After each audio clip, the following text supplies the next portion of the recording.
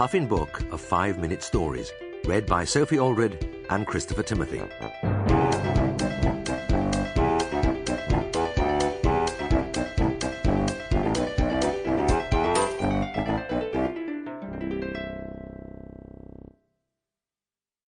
The Little Wooden Horse by Ursula Moray Williams. One day, Uncle Pedder made a little wooden horse. This was not at all an extraordinary thing, for Uncle Pedder made toys every day of his life.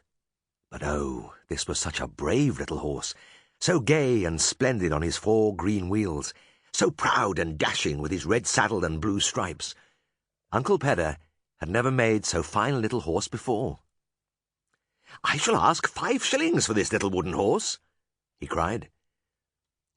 What was his surprise when he saw large tears trickling down the newly painted face of the little wooden horse. "Don't do that," said Uncle Pedder. "Your paint will run. And what is there to cry about? Do you want more spots on your sides? Do you wish for bigger wheels? Do you creak? Are you stiff? Aren't your stripes broad enough? Upon my word, I can see nothing to cry about. I shall certainly sell you for 5 shillings. But the tears still ran down the newly painted cheeks of the little wooden horse, till at last Uncle Pedder lost patience. He picked him up and threw him on the pile of wooden toys he meant to sell in the morning. The little wooden horse said nothing at all, but went on crying. When night came and the toys slept in the sack under Uncle Pedder's chair, the tears were still running down the cheeks of the little wooden horse. In the morning, Uncle Pedder picked up the sack and set out to sell his toys. At every village he came to, the children ran out to meet him, crying, "Here's Uncle Pedder! Here's Uncle Pedder, come to sell his wooden toys!" Then out of the cottages came the mothers and the fathers, the grandpas and the grandmas, the uncles and the aunts, the elder cousins and the godparents, to see what Uncle Pedder had to sell. The children who had birthdays were very fortunate. They had the best toys given to them, and could choose what they would like to have.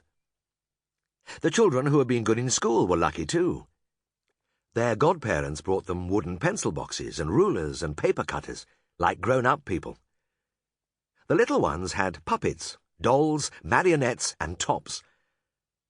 Uncle Pedder had made them all, painting the dolls in red and yellow, the tops in blue, scarlet, and green. When the children had finished choosing, their mothers, fathers, grandpas, grandmas, uncles, aunts, elder cousins, and godparents sent them home, saying, "Now let's hear no more of you for another year." Then they stayed behind, to gossip with old Pedder, who brought them news from the other villages he had passed by on his way. Nobody bought the little wooden horse, for nobody had 5 shillings to spend. The fathers and the mothers, the grandpas and the grandmas, the uncles and the aunts, the elder cousins and the godparents all shook their heads, saying, "5 shillings? Well, that's too much. Won't you take any less, Uncle Pedder?" But Uncle Pedder would not take a penny less. "You see, I have never made such a fine little horse before," he said.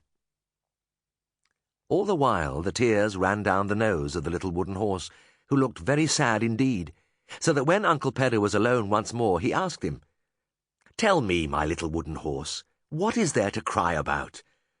Have I driven the nails crookedly into your legs? Don't you like your nice green wheels and your bright blue stripes? What is there to cry about, I'd like to know?" At last the little wooden horse made a great effort and sobbed out, "Oh, master, I don't want to leave you. I'm a quiet little horse. I don't want to be sold.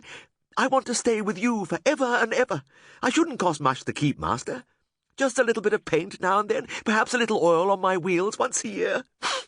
I'll serve you faithfully, master, if only you won't sell me for 5 shillings. I'm a quiet little horse, I am, and the thought of going out into the wide world breaks my heart. Let me stay with you, master, oh, do!" Uncle Pedder scratched his head as he looked in surprise at his little wooden horse. "Well," he said, "that's a funny thing to cry about. Most of my toys want to go out into the wide world. Still, as nobody wants to give 5 shillings for you, and you have..." Sample complete. Ready to continue?